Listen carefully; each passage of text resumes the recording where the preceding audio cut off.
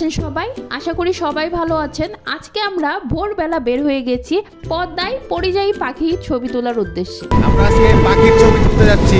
পাখি পরিযায়ী পাখি।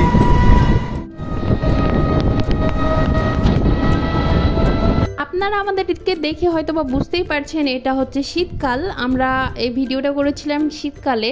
তো আমরা সকাল সকাল বের হয়ে গেছিলাম বাসা থেকে।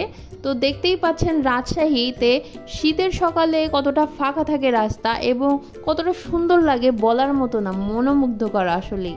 রাজশাহীর এই রাস্তার সৌন্দর্যের পেছনে আমাদের মেয়র সাহেব AHM খায়রুজ্জামান লিটন স্যারের অনেক বড় অবদান রয়েছে। আমরা তার মাধ্যমে রাজশাহী সৌন্দর্যটাকে আরও অন্য রূপে দেখতে পেরেছি। আমাদের দেশে বিদেশে বা বিভিন্ন জেলা থেকে মানুষ ছুটে আসে আমাদের রাজশাহীর রাস্তার সৌন্দর্যটা দেখতে। আমার চোখে রাজশাহী অপূর্ব সৌন্দর্যের মায়াজালে ঘেরা। আমাদের রাজশাহী শহর নিয়ে প্রশংসা করতে গেলে আসলেই শেষ হবার না। এটা রাজশাহী শহরের রেল স্টেশনের রাস্তা, দেখতেই পাচ্ছেন কত সুন্দর। এই রাস্তা বেয়ে আমরা ছুটে যাচ্ছি রাজশাহীর পুলিশ লাইন বটতলা ঘাটে। সেখানে গিয়ে আমরা নৌকা নিয়ে ছুটব রাজশাহীর পর্দার চরে বিভিন্ন পরিযায়ী পাখিদের দেখা মিলতে এবং তাদের ছবি তুলতে। আমরা কিভাবে ছবি তুলি এবং কি কি পাখি পেলাম সেটা আপনাদেরকে দেখাবো, সাথেই থাকুন। চলে এসেছি আমরা বটতলা ঘাটে। এখানে রাজীব রাব্বানি ভাই এবং দীপু ভাইও আছে, আমরা যাব একসাথে। তাই খুচরা নাস্তা পানিও নিয়ে নিলাম সাথে, কারণ চরের মধ্যে ক্ষুধা লাগলে কোনো খাবার পাওয়া যাবে না, তাই আমরা এখন এগুলো সাথে নিয়ে নিলাম। এখানে আমি, কায়েস, দীপু ভাই এবং রাজীব রাব্বানি ভাই আমরা একসাথে রওনা দিয়ে দিচ্ছি নৌকার দিকে।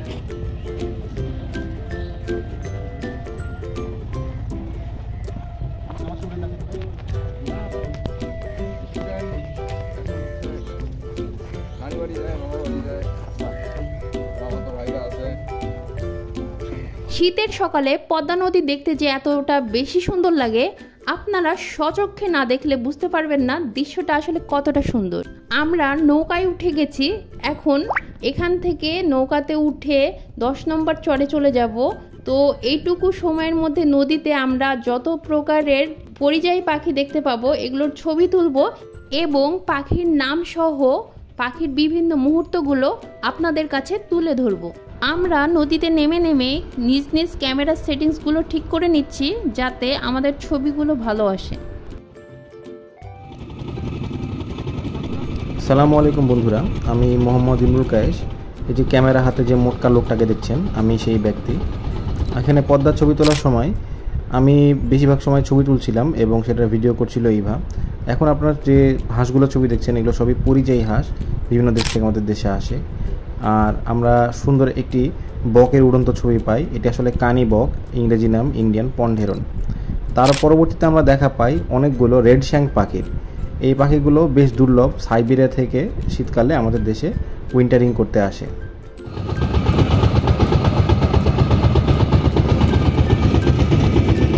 আপনারা একটু আগে দেখছিলেন আমার হাজব্যান্ড মোহাম্মদ ইমরুল কায়েসের অসাধারণ কিছু দেশীয় পরিযায়ী পাখির ছবি। এই ভিডিওতে আপনারা যেমন দেখছেন যে একদিকে পৌষ মাসের সকালের কনকনে ঠান্ডা আবহাওয়া, তার সাথে টলমলে পদ্মার পানি যত দূর চোখ যায়, সব মিলিয়ে এক অদ্ভুত ভৌতিক রোমাঞ্চকর পরিবেশের সৃষ্টি করেছে। আর এই পরিবেশে নৌকার মধ্যে থাকার অনুভূতিটা আসলেই অন্যরকম।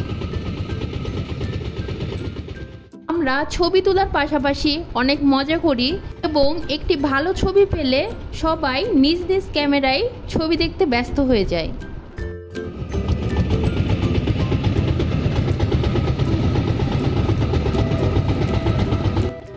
পাখির ছবি তুলতে গিয়ে অনেক সময় দীর্ঘক্ষণ আমাদেরকে চোখ কান খাড়া রেখে সজাগ থাকতে হয়। কখন পাখি কোথায় দেখা দিবে সেটা আগে থেকে বলা যায় না। এমন অবস্থায় অনেক সময় প্রায় বোরিংও হয়ে যায়, যেটা আপনারা ভিডিওতে আমার এক্সপ্রেশন দেখে বুঝতে পারছেন।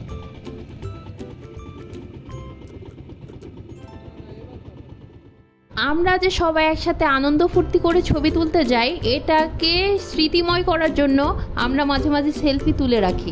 আবার যখন পাখি সামনে চোখে পড়ে তখন আমরা ক্যামেরা তাক করে পাখির ছবি তুলতে শুরু করি।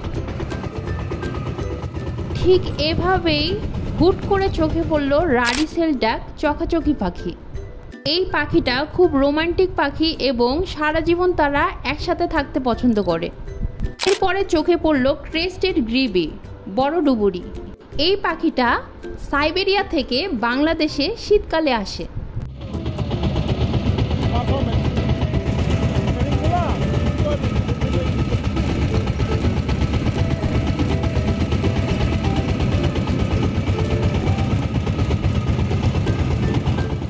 আমরা অনেকটাই ক্লান্ত এবং অনেকটা পথ অতিক্রম করে এসেছি। আপনারা সেটা রাজীব রাব্বানী ভাইয়ের এক্সপ্রেশন দেখে বুঝতেই পারছেন। রাজশাহীর বটতলা ঘাট থেকে 10 নম্বরের চর প্রায় অনেকটাই দূর, মোটামুটি 16 কিলোমিটারের কাছাকাছি। পদ্মার বিভিন্ন প্রজাতির পাখি দেখতে দেখতে আমরা এগিয়ে চলছি 10 নম্বর চরের দিকে। আমরা চলে এসেছি 10 নম্বরের চরে। আমরা এখানে নির্দিষ্ট 2টা পাখির উদ্দেশ্যে এসেছি। পাখি 2টা হচ্ছে কমন বাবলার আর বুটেড ওয়াবলার। তো দেখা যাক এই 2টি পাখি আমরা দেখতে পাই নাকি, এবং এখানে কি কি প্রজাতির পাখি দেখছি অবশ্যই আমরা ছবি তুলব এবং আপনাদের সাথে শেয়ার করব।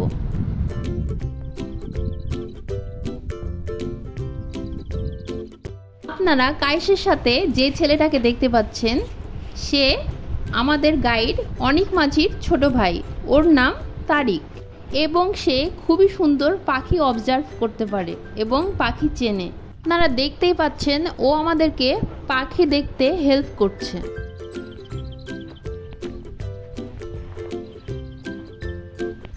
এখানে আমাদের গাইড তারিক আমাকে বোঝাচ্ছিল যে অন্য বিভিন্ন ওয়াবলার পাখির থেকে বুটেড ওয়াবলারকে আমি আলাদাভাবে কীভাবে চিনতে পারি। আসলে বুটেড ওয়াবলার পাখিটি বাবলা গাছে থাকতে বেশি পছন্দ করে বা যে কোনো কাটা ঝোপে অনেক সময় নামে, কিন্তু পাখিটি খুবই ছটফটে হওয়ার কারণে এর ছবি তোলা বেশ কঠিন। তবে অবশেষে এর কিছু ছবি তুলতে আমি সক্ষম হই। তার মধ্যে এই ছবিটি একটি। এটি বাংলাদেশের দুর্লভ ওয়াবলারগুলোর মধ্যে একটি। এরপরে আমরা দেখা পাই বে ব্যাক শ্রাইকের।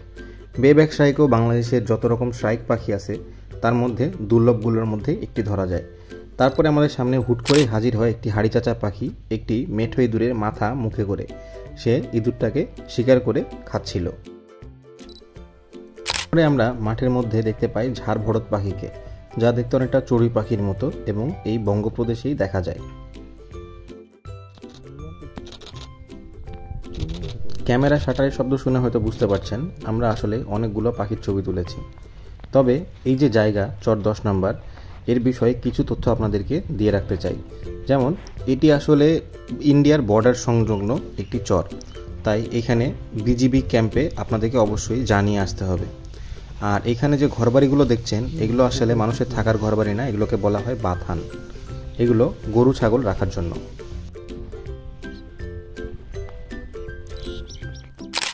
আপনারা স্ক্রিনে যে পাখিটা দেখছেন এর নাম ইউরেশিয়ান ক্যাস্টেল। পাখি জগতের সবচেয়ে প্রখর দৃষ্টিশক্তির অধিকারী এই ধরনের বাজ পাখিটি। এরপরে আমরা দেখতে পাই একটি কমন চিফচাফ পাখি। আমি আসলে প্রায় 7-8 বছর পর এই পাখিকে আবার দেখতে পেলাম। এই পাখিটিও বেশ দুর্লভ এবং লাজুক স্বভাবের পাখি। এই চর 10 নম্বরে আমরা প্রচুর বায়া উইভারে দেখা পাই, মানে বাবুই পাখি।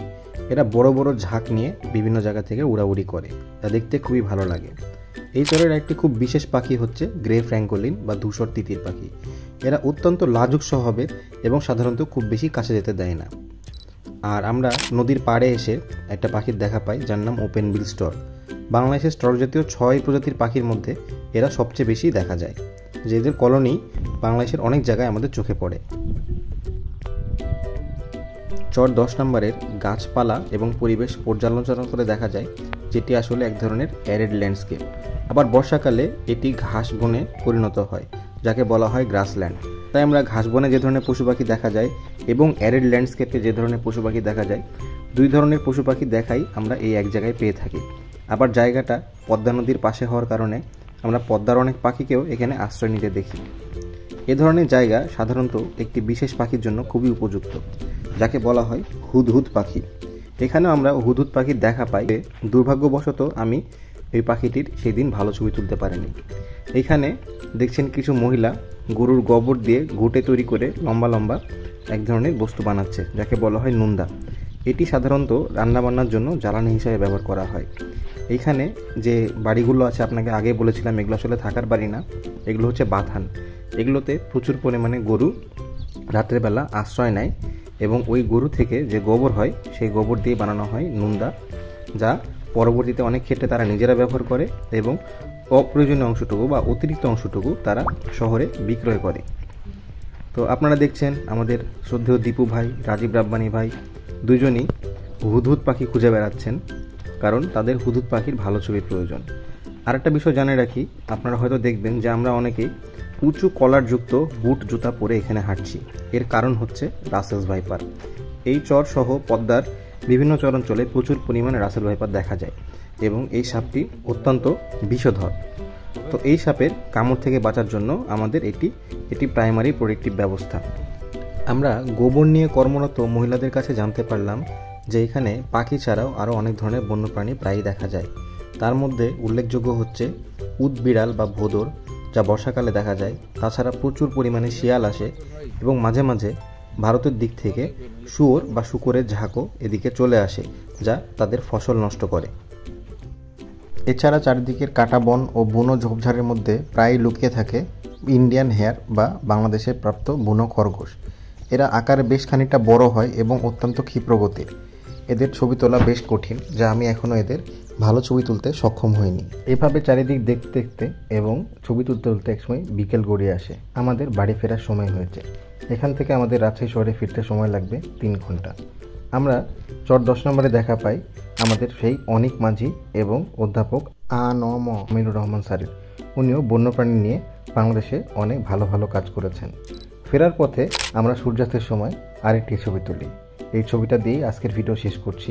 আশা করি আপনারা সবাই ভালো থাকবেন এবং পরের ভিডিওর জন্য আমাদের সাথেই থাকুন। আল্লাহ হাফেজ।